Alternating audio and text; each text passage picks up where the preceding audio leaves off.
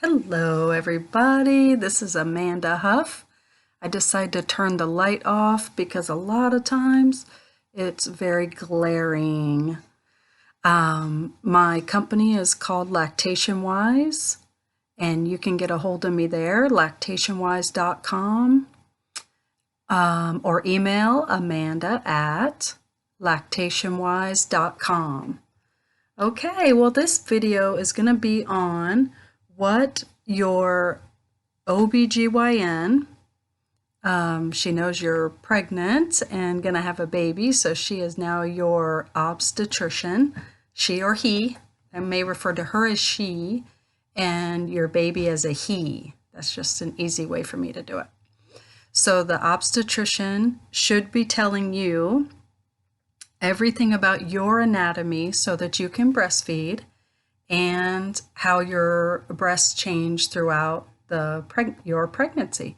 So I wanted to discuss breasts, your areolas, and your nipples today, just in case things weren't covered enough or thoroughly enough and you missed the class. I guess only 34% of us go to our classes at the hospital, and the breastfeeding class as well. So here's a video on some things you might have missed. Okay, so I wrote it down so I didn't miss anything. There are 3 easy things to look for on your chest, and one is lower than your neck but above your chest. Put your hand right there, and then you can look later and see if you can see your veins. You'll see veins, a lot of activity while you're pregnant and postpartum. A lot of blood flow going there. Your alveoli are growing, expanding, and finding their place in the breast. You probably have felt your breasts increasing in size. And these are the things I'm talking about. If they have increased in size, if you see the mapping, those means good veins, the size of your breasts are increasing. Something to look for is if both your breasts are not increasing the same way. If one side stays small and doesn't increase, that is a good indication that the bigger side would be the better for breastfeeding. Okay, and so I have the 3 things: mapping, size, and shape. So the size of your breasts, we just talked about. The shape of your breasts we talked about, but how about the areola and the nipple? I have a prop or two. This is a crocheted version of the breast, the blue part, the areola, the bigger part around, and then the nipple is the smaller part there. So if I can get that to show, if it sticks out, the baby can feel this nipple. They call it everting, the part that comes out like that.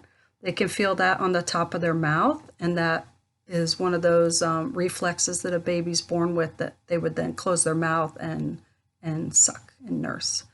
The mouth, of course, on the baby, might as well cover this. The chin will go down here. The top of the mouth and the nose is up here, which you're tickling the nose with your nipple. And then the baby opens their mouth and covers and nurses. Yay, success. All right, so this is the breast will get bigger and fuller and fuller. Your OB should check your breasts maybe at the beginning of pregnancy if you have any questions, and they check for abnormalities, I know that, but also in the 3rd trimester to see if your breasts are full and getting full, if there's any discharge or any leaking. There could be oils. Let me get this back here.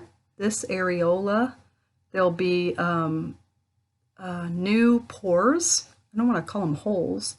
On here, they're called Montgomery glands, and there'll be oily substance that can come out of there. Once you have the baby will smell this oil, and it smells like the amniotic fluid when they're in your belly. So they know that that is the right place to be. Okay, so all these are helpers to help you be able to breastfeed. Areola, Montgomery glands, oils, colostrum. I will leave links below, and just in case these words are the first time you've heard them. There's always a first time you hear things, right? That's what I'm here for. Lactationwise.com. Get in touch with me. This is another crocheted breast. It has the areola, which would be the first part of the green. But do you see where the nipple is? It could be called a flat nipple. It could be called inverted.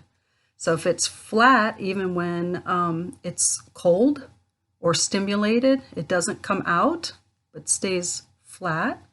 Inverted means that even when it's cold or stimulated, the nipple goes in, if anything, and it'll pucker up too. You'll have noticed this already on your breasts.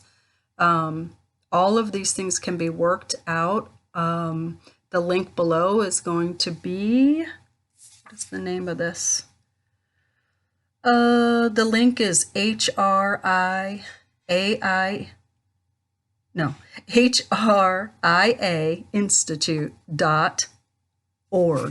Okay, so I think they know what they're talking about. So I'm using them as a reference. And everything I tell you, of course, is research-based. Okay, so what I was saying is they're not recommending like you use breast shells or anything that gizmo, whatever, to try to get your nipples out before you have the baby. Nope, not being recommended right now. So if you have inverted nipples, they will deal with that in the hospital. And they recommend that you contact someone just like me so that a lactation counselor can help you. You can get in touch with someone who's close by you, or we can do a video visit before you have the baby or after you have the baby. Absolutely. I was just trying to think of some women that I've counseled before, what were main problems that they had. Getting the nipple to come out like that sometimes could be the baby on the breast. The baby pulls the nipple out. That's why they're not recommending breast shells, or I've never heard of anyone recommend breast shells too much, like once in 3 years or something. I mean, they are a product. You can try them. It's absolutely up to you. So if you have any questions, if your breasts don't look like this, if they look more like this, they call that a cone shape. So the breast is just almost straight back like that. You can still breastfeed. It's just this whole video is based on are you getting information from your OBGYN? Okay, so let me check my notes. Let's make sure we're covering everything. So again, the mapping is the veins that are up above your chest and you can see them on your breast too. The size and shape of your breasts is very important. Your OB should be going over this information with you. You should feel comfortable talking to her or him. We talked about the areola. All right, I think we covered that one. Good. Now this one, the link will be below all this information that I got. I also have all of it in my head, so I'll link you right up here at a lactation video visit. That would be perfect. All right, I think I covered it all, and you all have a wonderful day, and get in touch, keep in touch, and keep watching these videos. I hope it's helping you so much. Take care. Amanda Huff, lactationwise.com.